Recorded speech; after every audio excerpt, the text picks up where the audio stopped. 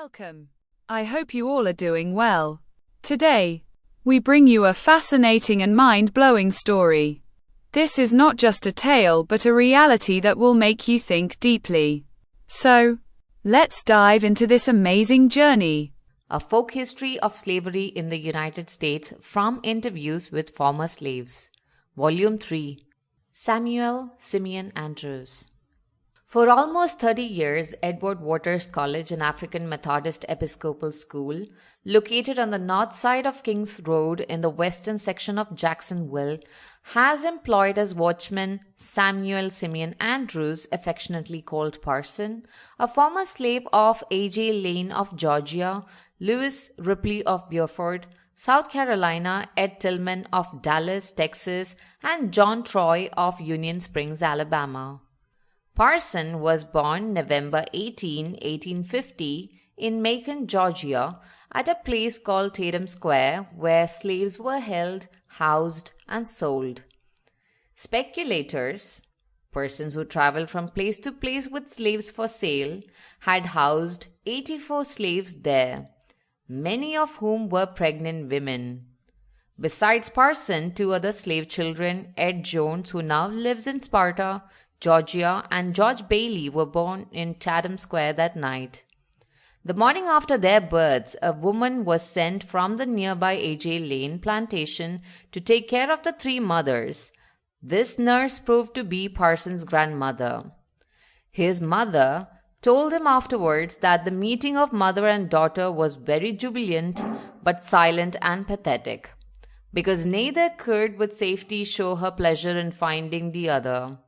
At the auction, which was held a few days later, his mother, Rachel, and her two sons, Solomon Augustus, and her infant, who was later to be known as Parson, were purchased by A.J. Lane, who had previously bought Parson's father, Willis, from a man named Dolphus of Albany, Georgia. Thus were husband and wife reunited. They were taken to Lane's plantation 3 miles out of Sparta, Georgia, in Hancock County. Mr. Lane owned 85 slaves and was known to be very kind and considerate. Parson lived on the Lane plantation until he was 8 years old, when he was sold to Lewis Ripley of Beaufort, South Carolina, with whom he lived for 2 years. He was then sold to Ed Tillman of Dallas, Texas.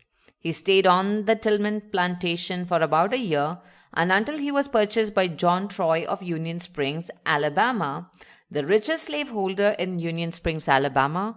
He remained with them until emancipation. He recalls that during one of these sales, about $800 was paid for him. He describes A.J. Lane as being a kind slaveholder who fed his slaves well and whipped them but little. All of his other masters, he states, were nice to children but lashed and whipped the grown-ups.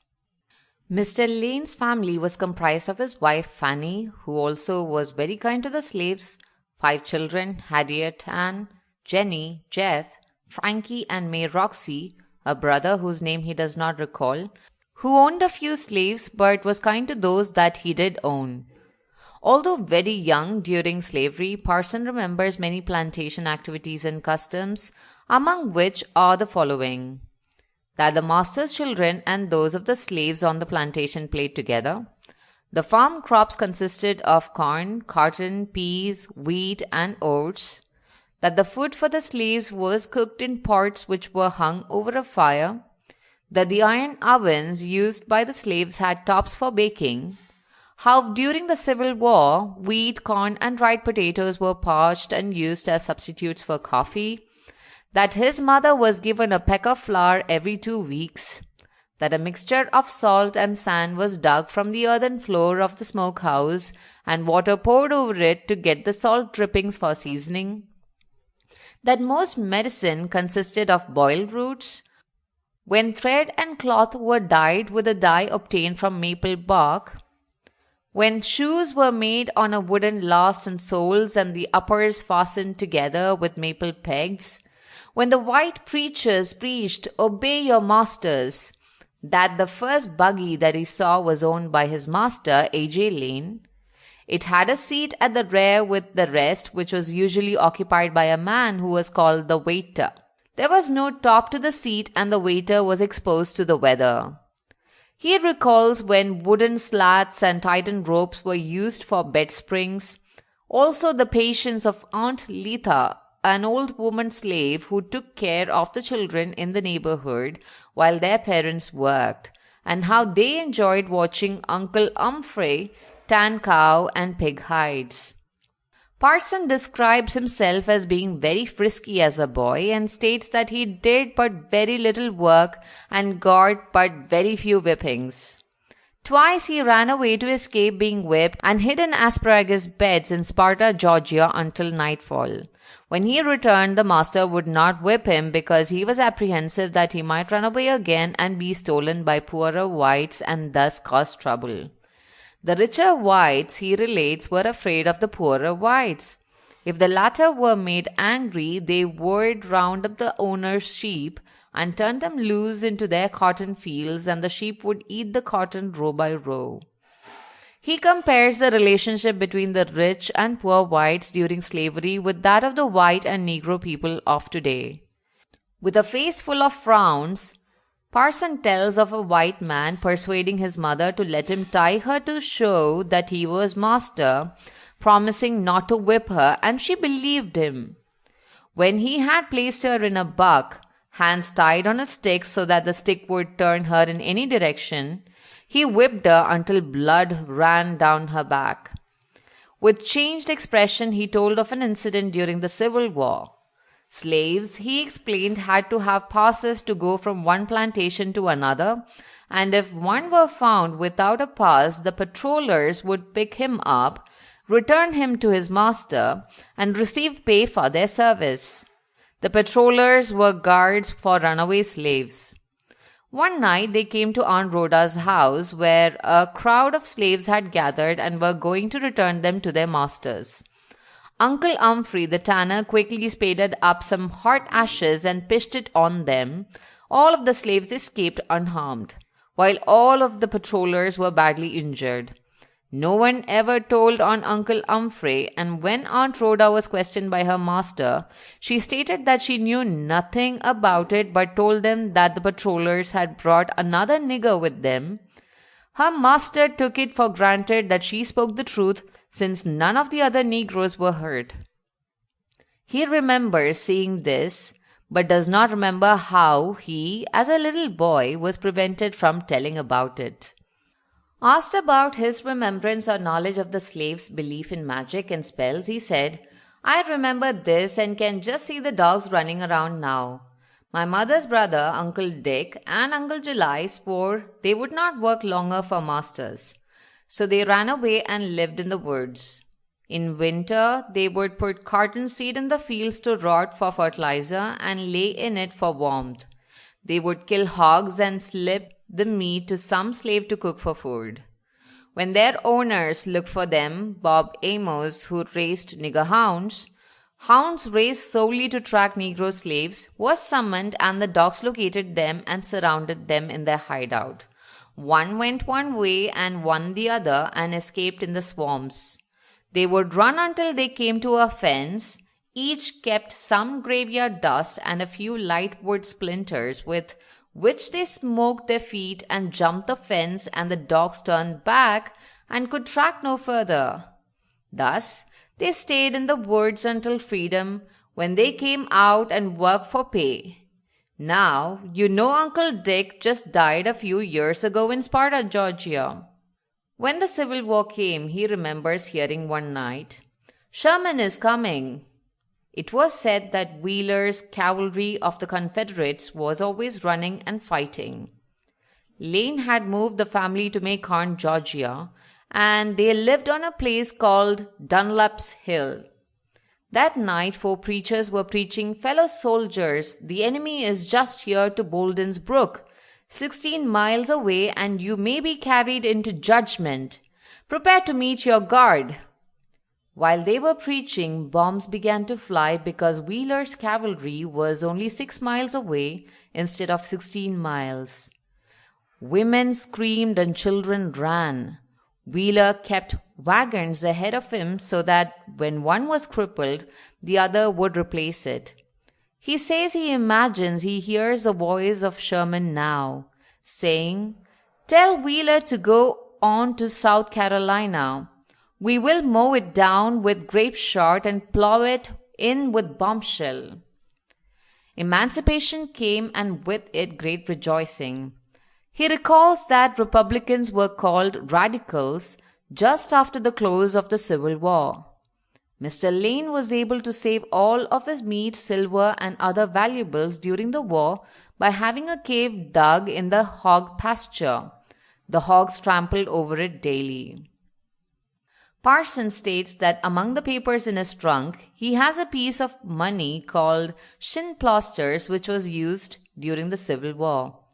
The slaves were not allowed to attend schools of any kind, and school facilities immediately following emancipation were very poor. When the first teacher, Miss Smith, a Yankee, came to Sparta, Georgia, and began teaching Sunday school, all of the children were given testaments or catechisms which their parents were afraid for them to keep lest their masters whipped them. But the teacher called on the parents and explained to them that they were as free as their former masters. Parson states that when he was born, his master named him Monk. His grandfather, Willis Andrews, who was a free man of Pittsburgh, Pennsylvania, purchased the freedom of his wife Lizzie, but was never able to purchase their 4 children. His father, also named Willis, died a slave, was driven in an ox cart to a hole that had been dug, put in it, and covered up. His mother, not children, could stop work to attend the funeral. But after the emancipation, he and a brother returned, found Uncle Bob, who helped bury him, and located his grave.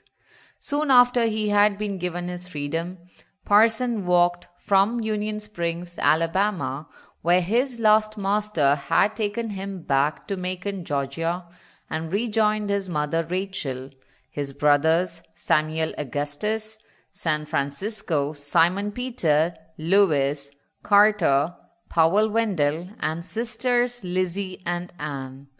They all dropped the name of their master, Lane, and took the name of their grandfather, Andrews. Parson possesses an almost uncanny memory and attributes it to his inability to write things down and therefore being entirely dependent upon his memory. He had passed 30 years of age and had 2 children who could read and write before he could. His connection with Edward Waters College has given him a decided advantage for education, and there are few things that he cannot discuss intelligently. He has come in contact with thousands of students and all of the ministers connected with the African Methodist Episcopal Church in the state of Florida, and has attended all of the state and general conferences of this church for the past half century. He has lived to be 85 years of age and says he will live until he is 106. This he will do because he claims your life is in your hand, and tells these narratives as proof. In 1886, when the present Atlantic Coastline Railroad was called the SFW, and I was coming from Savannah to Florida, some tramps intent upon robbery had removed spikes from the bridge, and just as the alarm was given and the train about to be thrown from the track, I raised the window and jumped to safety. I then walked back 2 miles to report it. More than 70 were killed who might have been saved had they jumped as I did. As a result, the SF and W gave me a free pass for life with which I rode all over the United States and once into Canada. He proudly displays this pass and states that he would like to travel over the United States again, but that the school keeps him too close. I had been very sick, but took no medicine. My wife went out to visit Sister Nancy. Shortly afterwards, I heard what sounded like walking, and in my imagination saw death entering, push the door open and draw back to leap on me. I jumped through the window. My shirt hung, but I pulled it out. Mr. Hodges, a Baptist preacher, was hoeing in his garden next door, looked at me and laughed. A woman yelled, "There goes Reverend Andrews, and death is on him." I said, "No, he isn't on me, but he is down there." Pretty soon news came that Reverend Hodges had dropped dead. Death had come for someone and would not leave without them. I was weak and he tried me first. Reverend Hodges wasn't looking, so he slipped up on him. Parson came to Umatilla, Florida in 1882 from Georgia with a Mr. Rogers, brought him and 6 other men, their wives and children to work on the railroad. He was made the section boss, which job he held until a white man threatened to dock him because he was wearing a stiff shirt and setting over a white man, when he should have a shovel. This was the opinion of a man in the vicinity. But another white friend named Javis warned him and advised him not to leave Umatilla, but persuaded him to work for him cutting cardboard. Although Parson had never seen wood carded, he accepted the job and was soon given a pass to Macon, Georgia to get other men. He brought 13 men back and soon became their boss and bought a house and decided to do a little hunting. When he left this job, he did some hotel work, cooked, and served as train porter. In 1892, he was ordained to preach and has preached and pastored regularly from that time up to 2 years ago. He is of medium size and build and partially bald-headed. What little hair he has is very grey. He has keen eyes. His eyesight is very good. He has never had to wear glasses. He is as supple as one half his age. It is readily demonstrated as he runs, jumps, and yells while attending the games of his favorite pastimes, baseball and football. Wherever the Edward Waters College football team goes, there Parson wants to go also. Whenever the crowd at a game hears the scream, "Come on, boys," everyone knows it is Parson Andrews. Parson has had 2 wives, both of whom are dead, and is the father of 8 children. Willis, deceased Johnny, Sebron Reese of Martin, Tennessee, Annie Lee of Macon, Georgia, Hattie of Jacksonville, Ella, deceased Mary Lou Rivers of Macon, Georgia, and Augustus somewhere at sea. Parson does not believe in taking medicine, but makes a liniment with which he rubs himself. He attributes his long life to his sense of having quitting sense, and not a loving death to catch him unawares. He asserts that if he reaches the bedside of a kindred in time, he will keep him from dying by telling him, "Come on now, don't be crazy and die." He states that he enjoyed his slavery life, and since that time life has been very sweet. He knows and remembers most of the incidents connected with members of the several conferences of the African Methodist Episcopal Church in Florida and can tell you in what minutes you may find any of the important happenings of the past 30 or 40 years. This was today's story. I hope you liked it. If this story touched your heart, be sure to share it with others. We look forward to your valuable feedback. Until then, take care and keep us in your prayers. Goodbye.